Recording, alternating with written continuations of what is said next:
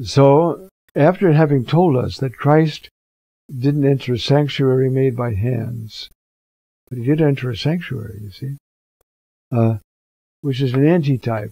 You know, it's the figure of the true one. The true one is the one we enter every time we consecrate the host. But into heaven itself, now to appear before the face of God for us. I think I've shared this before, maybe I haven't. But when I was just ordained, and of course in the monastery, we were all way back before concelebration was ever thought about again. And I would be saying Mass all alone. And the Lord would remind me, he would say, you will remember this for all eternity. In heaven, you will remember this Mass. Which is such a beautiful help to be attentive at Mass. So, as you know, we're now looking at this letter to the Hebrews. We've already done quite a bit of it. And now we have to move this two sections, the one we're doing now, which is, and then he skips down, our editors skip down to to verse 19. Okay, but we want to finish this. See, every man dies once, and after that the judgment. So Christ offered himself for all to bear the sins of the many. A second time, without sin, he will appear to those who are waiting for him unto salvation. So his humanity has been totally transformed, suffused by the divinity, and he wants to come back and share all that with us. And he will come to stop history. So then, starting with verse 19, we have, since therefore, brethren, we have confidence to enter the holy place by the blood of Jesus. Do we enter the holy place by the blood of Jesus? Yes. That's the whole point. And the great mystical vision of the letter to the Hebrews, and why it's here on the Feast of the Ascension, because where he goes, we follow. So, we have confidence to enter by a new and living way, which he inaugurated for us through the veil, that is his flesh. The veil between the outer court and the inner court is the very flesh of Christ. Now that that flesh has been transformed and is suffused with the divine, you see, it is our passage to be in the very presence of God, already in this life, especially at the liturgy, but in prayer as well. We have a great priest over the house of God. So now let us draw near with a sincere heart, in full assurance of faith, having our hearts sprinkled clean from an evil conscience, and our bodies washed with pure water. He can sprinkle our hearts with his blood and purify them. So the anger, the sensuality, the jealousy, the fear, the laziness, can all be washed away. The pride, so that the living Christ can live in us and minister to his church. That's what this is all about. In everybody, not just the priests, but there's a special dimension of it that belongs to the priesthood, you see, and the bishops.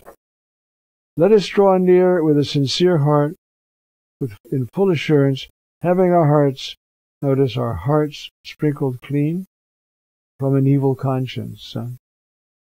The heart is the place where we meet God. An evil conscience means that we are aware that that heart is besmirched and blocked because of our sin. But, you see, we go via the path opened up for us. See, we have confidence to enter the holy place by the new and living way, which is by the blood of Christ. So, and our bodies washed with pure water, let us hold fast the confession of our hope without wavering. For he who promised is faithful. That's the second part, you see, where we have this notion of going through the Christ did not enter a sanctuary made by hands, an antitype of the true one, as we already read, but now to appear before the face of God for us. Then, in the second section of Hebrews that we're looking at right now, second section of the reading, they've taken two blocks and put them together that are not together in the text. You see, I would like to read these lines. They're from Albert Venois, who spent a large part of his life studying and teaching and writing about the letter to the Hebrews. I was fortunate enough to have him as a professor, and it was a wonderful course. We did chapter 10. You see, he writes, Jesus is the one who procures the right of way, for by entering the sanctuary through his own blood, he didn't need any purifying water, he didn't need any ceremony. His own poured out blood made him apt to enter into the very living presence in his humanity of the divine, his Father. He's found an eternal redemption, from another part of the letter. The right of way has therefore been given to the believers in the blood of Jesus, which has been made fully effective by his death. Transformed into a perfect offering, the death of Jesus has in fact surmounted, on behalf of human beings, all the obstacles that prevented their communion with God. Think about that. I don't have time to get a really good prayer time, and I'm too busy. That's one of the things that stops you from having union with God. You know? And I don't look at a lot of bad television, but once in a while, those are the things that stop you from being caught up into the very embrace of the Father, and then knowing what you're talking about when you preach it. Then, huh? I'm going to read a little bit more of this beautiful text of Venois. The road leading into the sanctuary is likewise found in Jesus himself. He himself inaugurated it for us through the veil. Or maybe this is me. Anyway, in specifying that this way is new and living, and that it has a relationship with the flesh of Jesus, the author helps his readers to understand that here, as in 9:11, he is referring to the mystery of the resurrection of Christ. The new and living way is none other than the glorified humanity of Christ, now become for all mankind the sole means of access to God through the Ascension. See? In 9:11, the glorified humanity was presented as the greater and more perfect tent. The glorified humanity, the ascended humanity, which leads to the authentic sanctuary.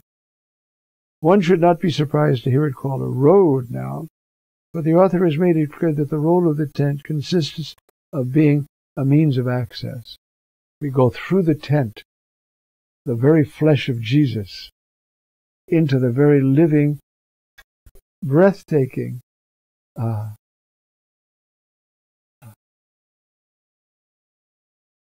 presence of God.